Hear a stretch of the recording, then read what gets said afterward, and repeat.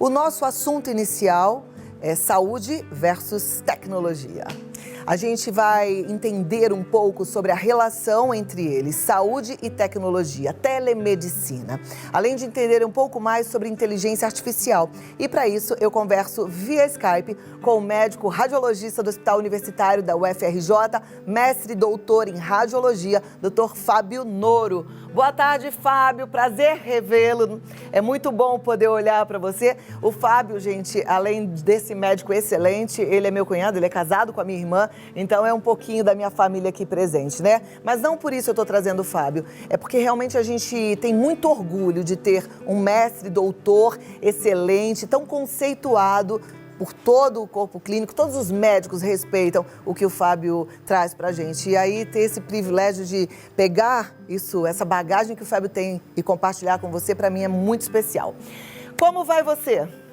Boa tarde, Claudinha. Um prazer estar com você. Obrigado pelas suas carinhosas palavras. Tá? Um prazer estar aqui com você novamente. Tá? E obrigado pela oportunidade de poder compartilhar com seus telespectadores a experiência que a gente vive na medicina, né? E falar sobre o que a gente faz e o que a gente gosta. Perfeito. Fábio, você é radiologista, né? E a gente hoje vai falar de medicina, de telemedicina, ligado aí à tecnologia. E eu fico pensando, puxa, como é que é isso? Porque quando você faz um exame clínico, um exame como os exames que vocês acompanham, né?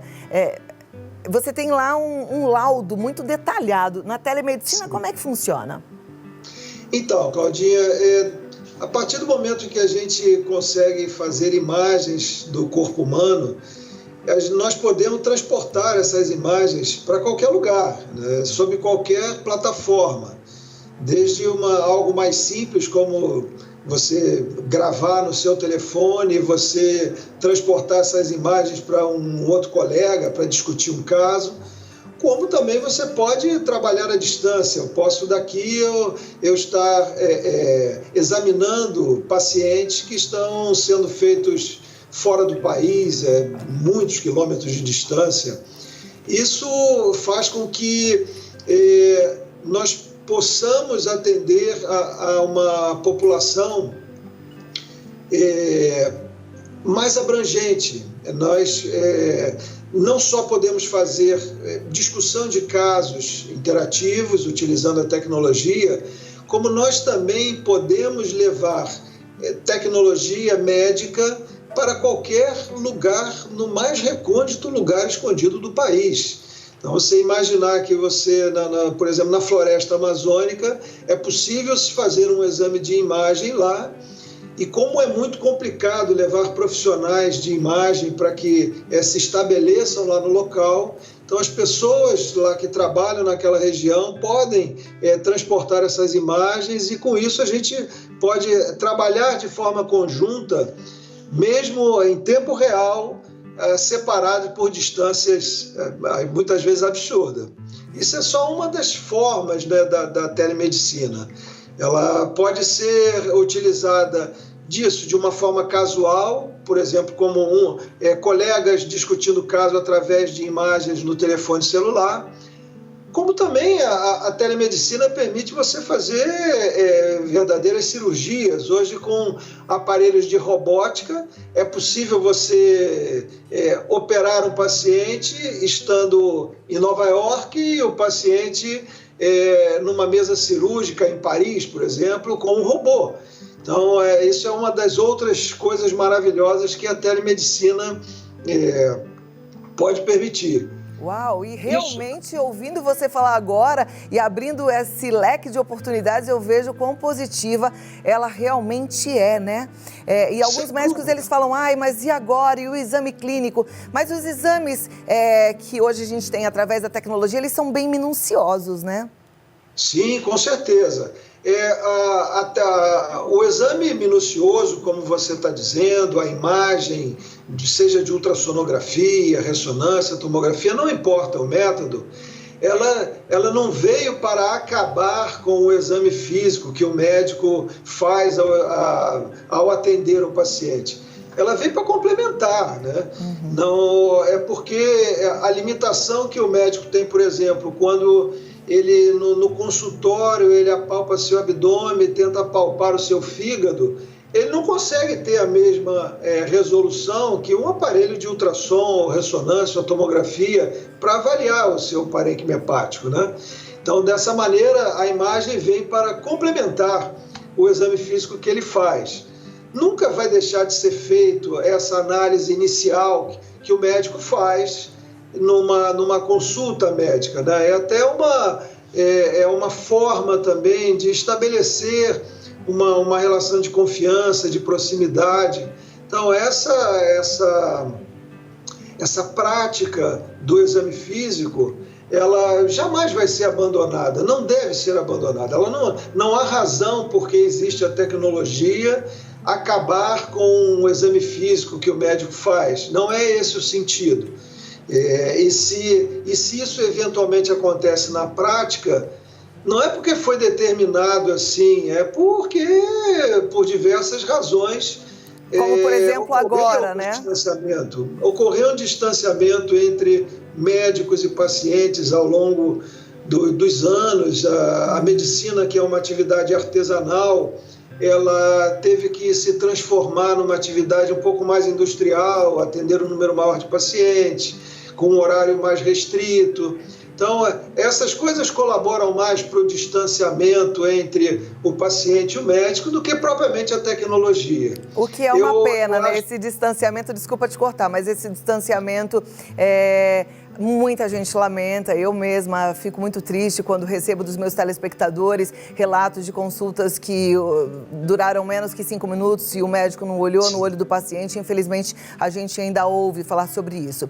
Eu andei lendo ultimamente que nos Estados Unidos já existe um plano de saúde extremamente barato, onde o médico foi substituído pela inteligência artificial.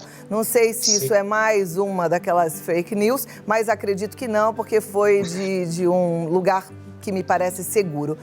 Existe isso? Existe, de fato, essa possibilidade? Olha, a possibilidade de substituir o médico, ela já existe, não é pela tecnologia, ela já existe há muitos anos. A primeira pessoa que substitui o médico, na verdade, somos nós mesmos.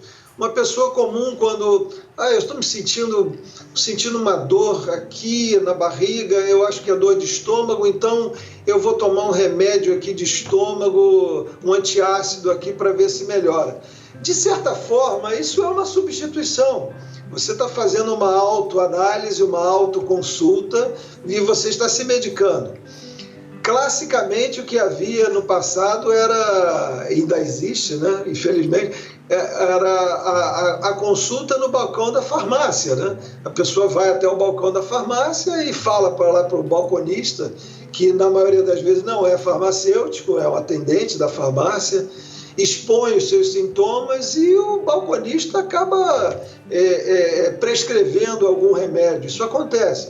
No supermercado você tem alas de remédios para automedicação. Então, essa substituição do médico por alguma outra entidade não é uma novidade da tecnologia também. Isso acontece, é previsto que um dia isso vai acontecer. Você é o chamado, no jargão comum, o Dr. Google, onde você vai poder fazer uma pesquisa na internet a respeito dos seus sintomas e, eventualmente, até um robô pode, de acordo com os seus sintomas, fazer uma análise inicial e, dependendo de conforme for, te encaminhar para o médico ou te prescrever. Isso é possível de acontecer no futuro. É possível, sim. Mas eu volto a frisar, não vai ser a primeira vez que a figura do médico naquele contato entre o paciente e o médico, ele é substituído por uma outra, tá? Isso acontece. Como é que funciona essa coisa da inteligência artificial? Como é que esses robôs conseguem interagir com a gente? Algo que muitas vezes eu não consigo entender. Sim, então, a inteligência artificial, ela é diferente de um computador onde você tem um número limitado de dados, né? Você tem arquivos no seu computador e você só consegue acessar aquele número limitado de dados, né, e aqueles arquivos. Na inteligência artificial, a cada novo contato que a máquina faz com qualquer base de dados, ela vai cada vez mais aumentando a sua base de dados e vai respondendo a essa nova aumento progressivo da base de dados. Então, isso é mais ou menos tentar recriar, já o próprio nome diz, inteligência artificial, recriar o que o nosso cérebro faz. Você vai acumulando informações e você vai reagindo de forma diferente a partir do momento que você tem um novo conjunto de informações novas. Que isso é alimentado por uma equipe médica. Sim, a inteligência artificial, ela inicia a partir de um certo momento. É preciso você colocar na máquina uma base de dados muito grande, de informações muito grande, para que então a máquina possa começar a interagir. E a partir do momento em que novos contatos vão sendo formados com essa máquina, ela vai aprendendo, armazenando, e ela é capaz de ser mais eficiente do que um computador comum, na medida em que ela vai se transformando com o tempo. A base de dados vai aumentando gradativamente e ela vai aprendendo efetivamente com os contatos que são feitos com ela. É impressionante. Agora, de toda essa nossa conversa, está aqui na minha cabeça, e eu queria até chamar a atenção para isso, essa maravilha que é, de repente, ter um médico que é considerado um grande especialista na área, operando um paciente de forma robótica, mesmo com longa distância. Você deu o exemplo de Paris para os Estados Unidos, quer dizer, podia ser do Brasil para os Estados Unidos, para Paris e vice-versa. Que coisa maravilhosa. Só para terminar, Fábio, eu queria que você falasse um pouquinho, porque eu sei que você está na linha de frente, você está trabalhando nos hospitais. Eu queria só que você falasse bem rapidinho, que o nosso tempo está chegando ao fim. Como é que está hoje a situação da Covid-19 aí no Rio de Janeiro? A gente já conversou há uns 15 dias, mas eu queria que você desse uma atualizada para a gente.